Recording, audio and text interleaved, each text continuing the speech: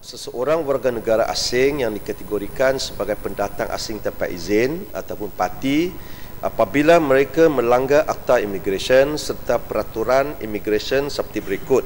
Pertama, masuk dan tinggal di negara ini secara haram ataupun tanpa dokumen. Yang kedua, tinggal melebihi masa yang dibenarkan. Yang tiga, menyalahgunakan pas lawatan, permit kerja yang dikeluarkan. Dan yang keempat, masuk ataupun tinggal di negara ini atas dokumen perjalanan dengan visa yang palsu. Kerajaan menganggarkan bahawa buat masa ini terdapat lebih kurang 1 juta orang pendatang tanpa izin di negara ini.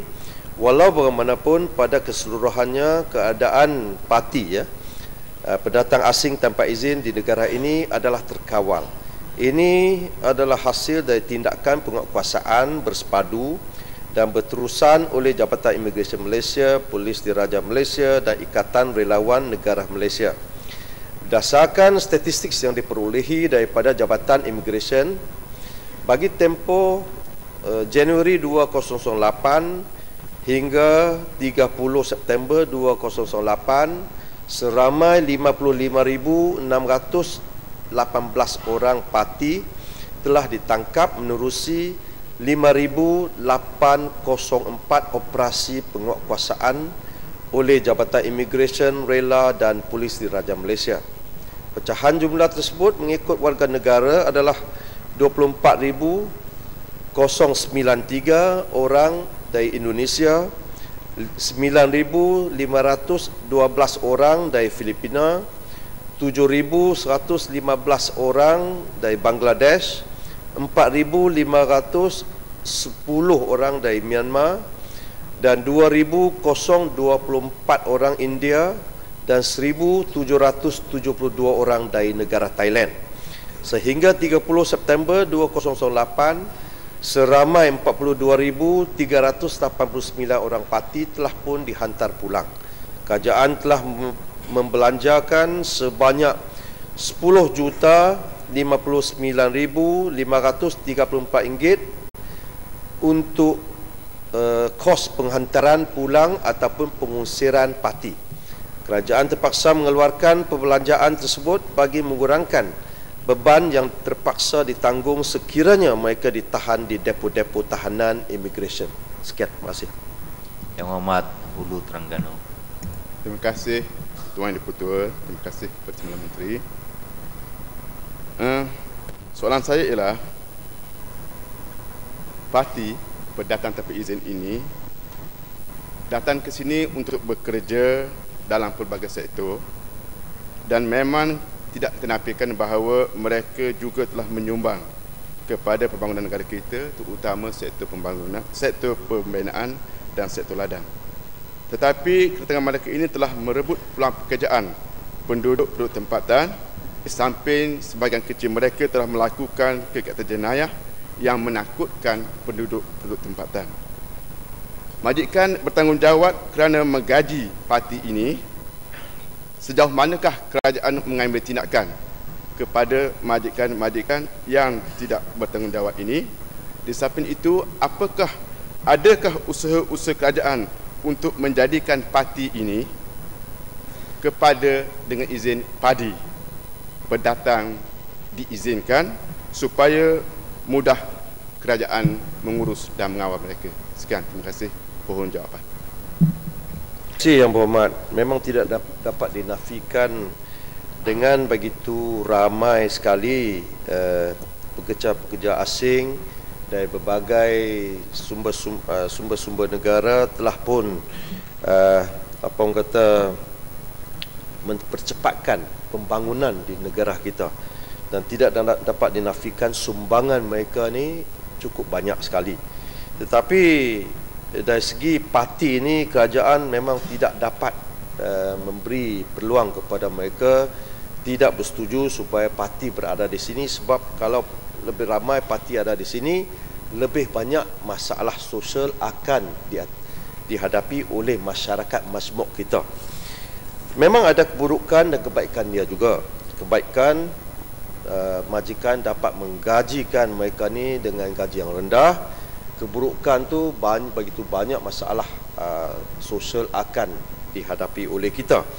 Oleh yang demikian, kerajaan mempunyai pandangan iaitu sesiapa warga asing yang ingin bekerja di negara ini, mereka ni harus berada di negara ini secara sah sebagai pekerja asing. Dan kerajaan tidak berhasrat untuk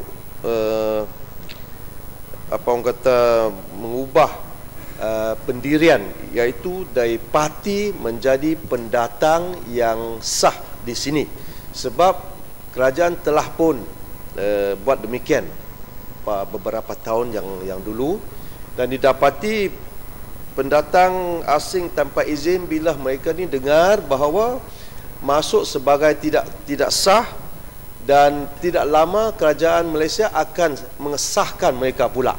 Ini akan dengan secara tidak langsung menggalak lebih ramai pendatang asing tanpa izin ke negara kita ini. Dan ini kerajaan tidak akan buat setakat ini, ya.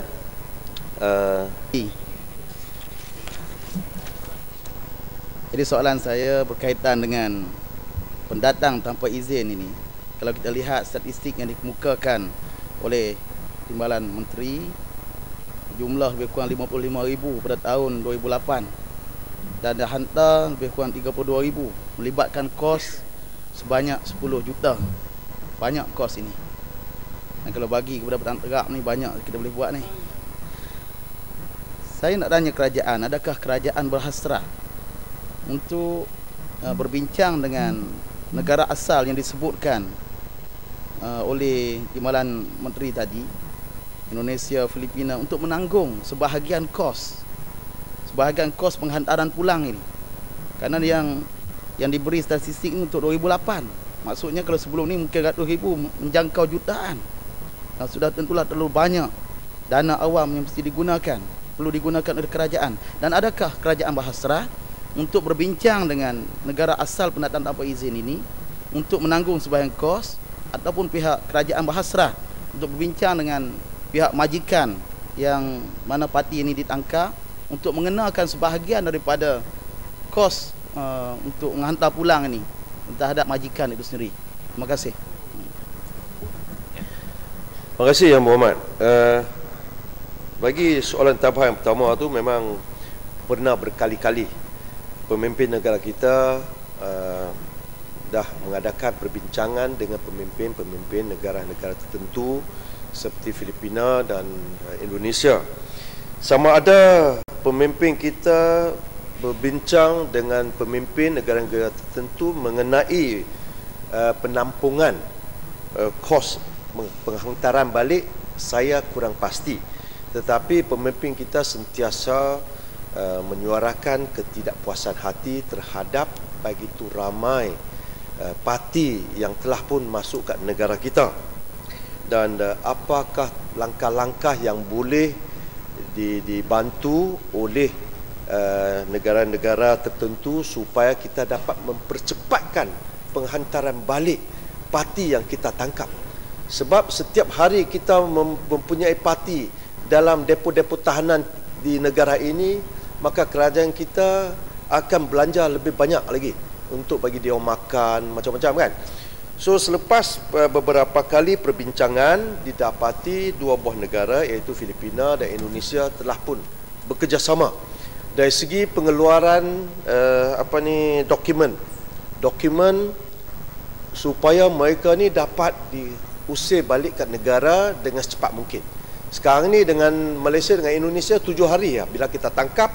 Kalau Aegis Chambers, pejabat pejuang negara kata tak payah dakwa pasal terlalu ramai, kita hantar dia orang balik dalam 7 hari, kita boleh hantar balik sebab mereka ni mempunyai dokumen perjalanan balik ke Indonesia. Dan yang kedua, mengenai kos penghantaran balik, memang begitu banyak sekali, dan sama ada kita akan pegang kepada majikan yang telah menggaji parti ini membayar sebahagian kos.